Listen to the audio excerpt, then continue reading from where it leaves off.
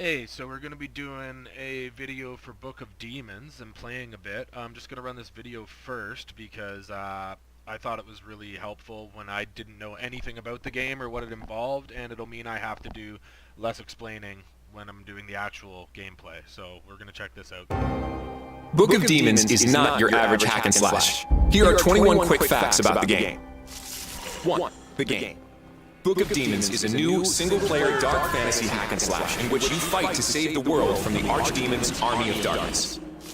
2. Early access. Thanks to valuable feedback from the community, Book of Demons is now almost complete and scheduled to exit early access on Steam in December. 3. Paperverse. Book of Demons takes place in Paperverse, a world that exists entirely inside a pop-up book. 4. Magic cards. It's not a card game, but items, spells, and skills are all represented by cards. You collect them in the dungeons and adapt your hand to enemies standing in your way. 5. Upgrades and legendaries. Cards can be upgraded with runes, and you can find many variants of the same card with different bonus abilities. Legendary cards are the most epic and most difficult to acquire. 6. Return 2 games. Book of Demons is the first installment of Return 2 Games, a series of mid-core games inspired by the golden days of PC gaming. 7 games are planned in total. 7. A tribute to 1996 Diablo. Inspired by the dark and gloomy atmosphere of the first Diablo game, Book of Demons is part tribute, part parody of the classic. 8. Unique mechanics. Simplified movement and fight mechanics is where Book of Demons differs the most from other hack-and-slash games. There is often not enough time to remove all of the obstacles, such as monster shields, enemy spells, poison, or knocked cards, so timing and order of execution are critical. 9. Music by Pavel Błaszczuk. The game's soundtrack was created by Pavel Błaszczuk, best known for composing for the Witcher franchise. What? 10. Flexoscope. Book of Demons respects your time.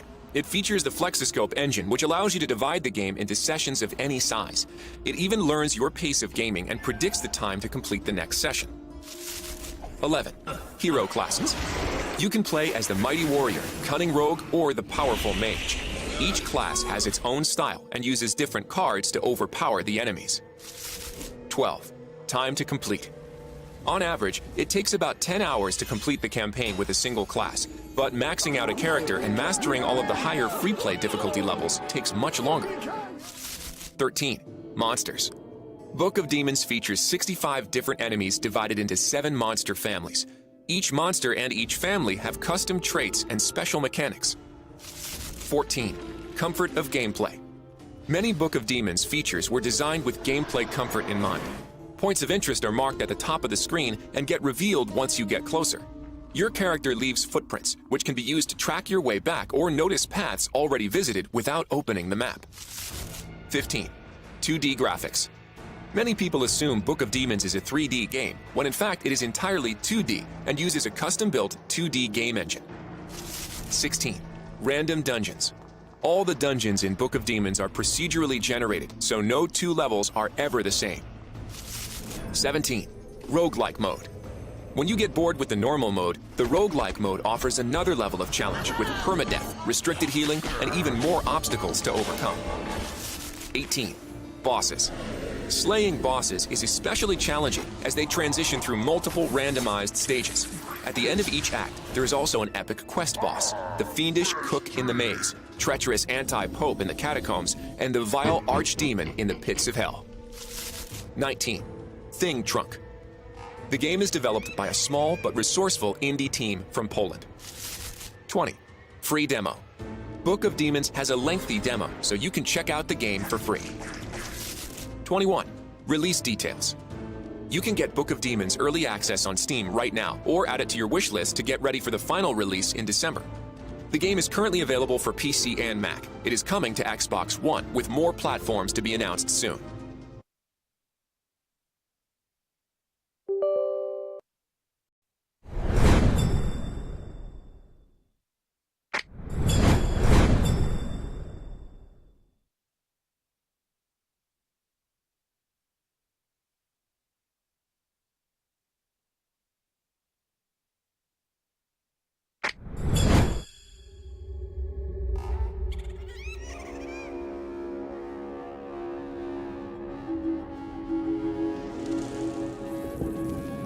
Somewhere between space and time, there is a place, the Archive of Awesome. An ancient vault that guards the most amazing stories and myths. Each book, a magical gateway to the Paperverse. Let me take you on a journey through the 7 masterpieces. It's time to return to games.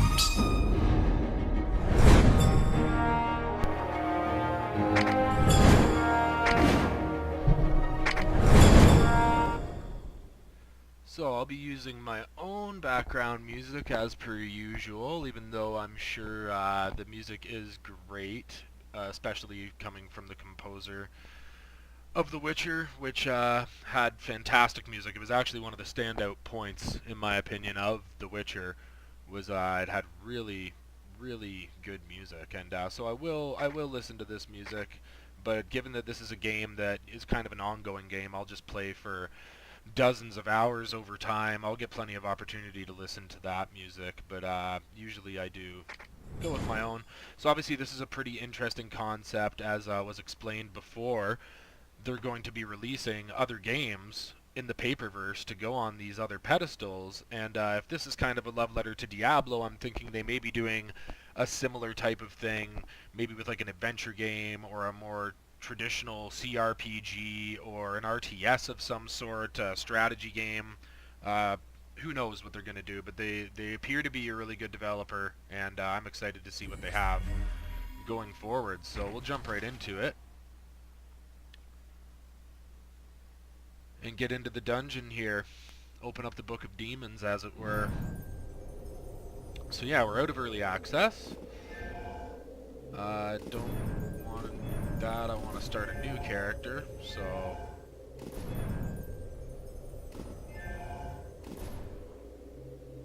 reach level 5 with the warrior to unlock the rogue, and reach level 5 to unlock the mage, so that's fine. This is where you have to start regardless. Choose a name. We're obviously Freddy the Goat. 4th line magic. Big body, pushing pucks deep. It's kind of what you want in a warrior. Casual, normal, roguelike. So I'll be playing on roguelike for the majority probably of the time I play this game. But given that I don't understand all of the mechanics and stuff yet, I'll probably start on normal so that, especially with an RNG type system and procedural generation, like, you could just obviously get fucked pretty quickly in roguelike before you even learn all of the subtleties of nuances of the game and mechanics and whatnot.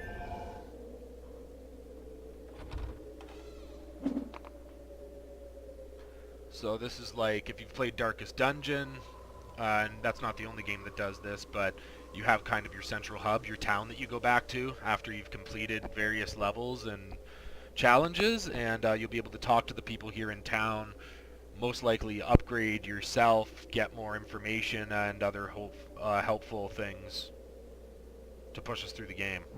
Is that really you?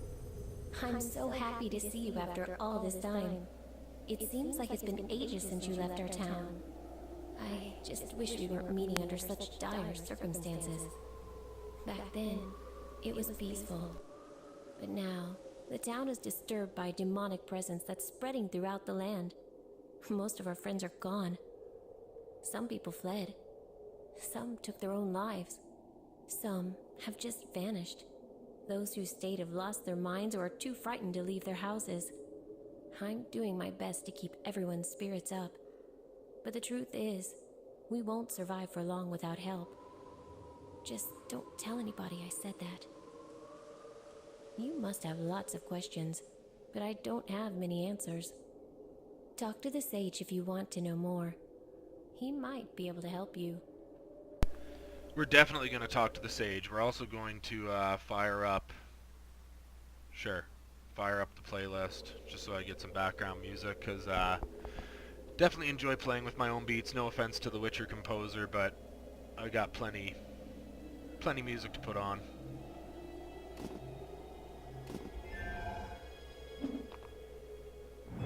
Your arrival brings hope to my old heart. There's no better way to forge one's skill than by traveling. I should know. But I beg you not to leave. We need you here. Dark things lurk in the depths beneath the old cathedral. I've seen plenty of evils in my travels, but this makes my journey through the Dragon Wastes look like a walk in the park. Everything started with the disappearance of our bishop.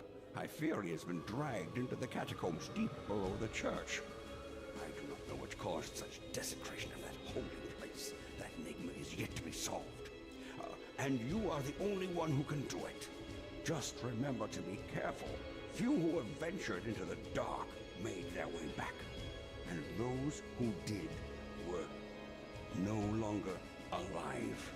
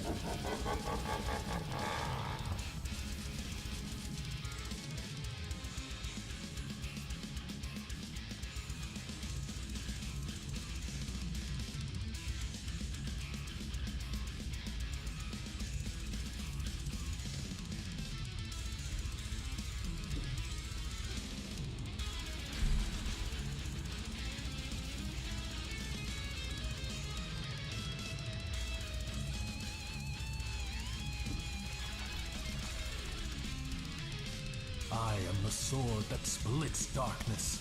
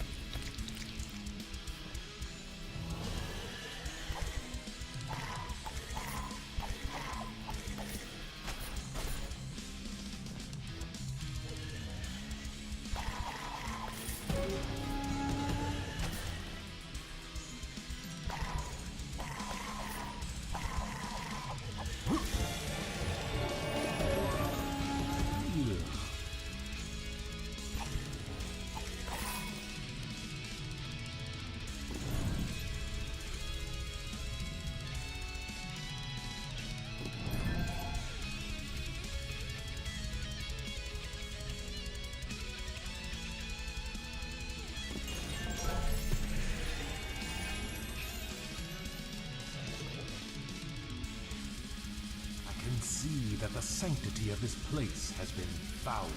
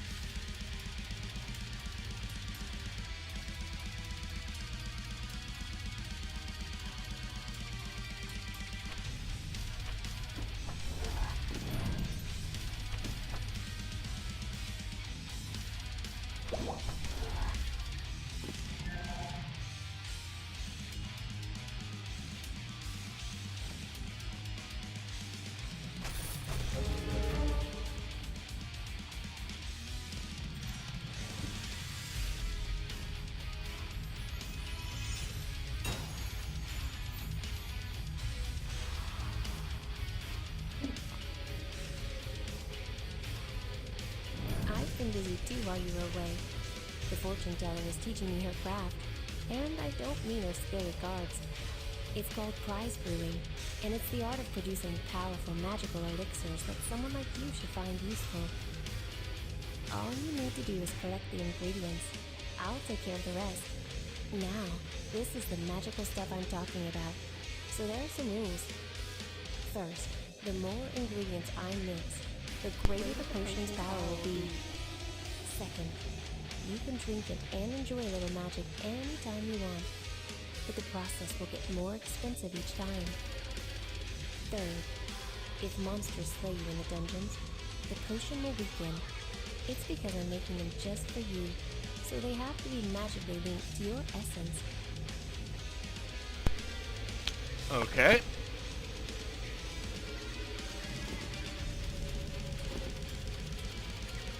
So the magic in Cauldron increases every time you find an ingredient in the dungeon.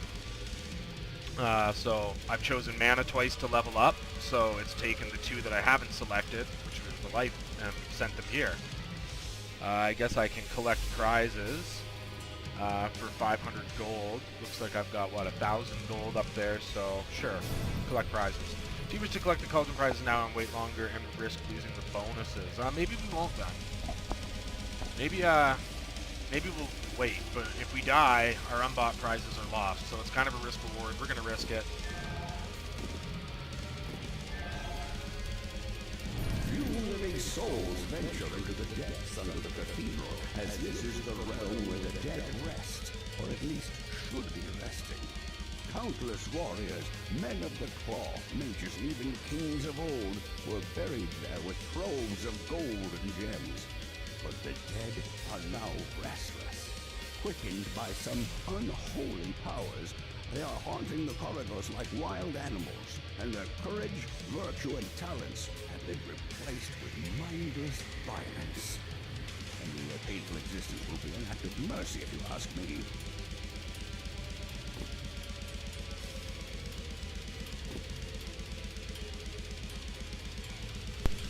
So, Clue of the Sage is who unlocks our card slots, which is going to be crucial. I guess we're going to pick up some potentially unidentified cards and have to identify those, which is pretty typical in deck building games. Also get gossip out of him. I feel like maybe they should be a little louder. Even though the volume of my music is also going to fluctuate. As long as I'm loud enough, that's really the only thing that matters. But, okay, she's just highlighted because of the Cauldron, which we're not going to do right now. Greetings, traveler. People call me the fortune teller. I'm pleased to see there are souls courageous enough to visit a place like this and stay. In truth, I came here recently myself, as I had to leave the royal capital. I am certain you have already heard about me and my excellent skills from the lovely barmaid I'm tutoring. Believe me when I say you will find my craft most useful in your adventures. Feel free to talk to me should you need any assistance. The townsfolk are good but simple people and know little about the arcane. That sage may be an exception, but his wit, not to mention his social skills, are clearly dulled by age. We're all lucky that cranky old men tend to be harmless. You're pretty mouthy. Cards are my specialty. They represent a novel approach to magic, offering a superior alternative to clunky weaponry and verbose spellcasting. Unfortunately, these things are often frowned upon, even more so in quaint places like this town. Can you imagine not so long ago those people traded with a local blacksmith? This is so Middle Ages. No wonder he went bankrupt. But let's get back to business. Cards are universal magical items which can manifest properties of weapons, spells, and other artifacts. Some consume magical essence once used, but they can be recharged using objects found in the dungeons or with my help, at a reasonable price. Just like with playing cards, the trick is to find the right combination of magical properties that gives you the best advantage.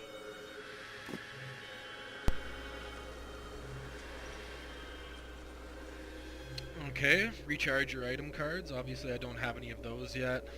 Gossip, upgrade your cards, fuse runes. Obviously we're going to figure this stuff out as we go, but that's probably going to wrap it up for this video. We've got the gist of the game, we know what's up, and we'll just jump right into the dungeons in the next one and get going. So yeah, be a lot of gameplay and huge beats going on in the background. So yeah, we're going to figure out the rest of this Book of Demons when we come back.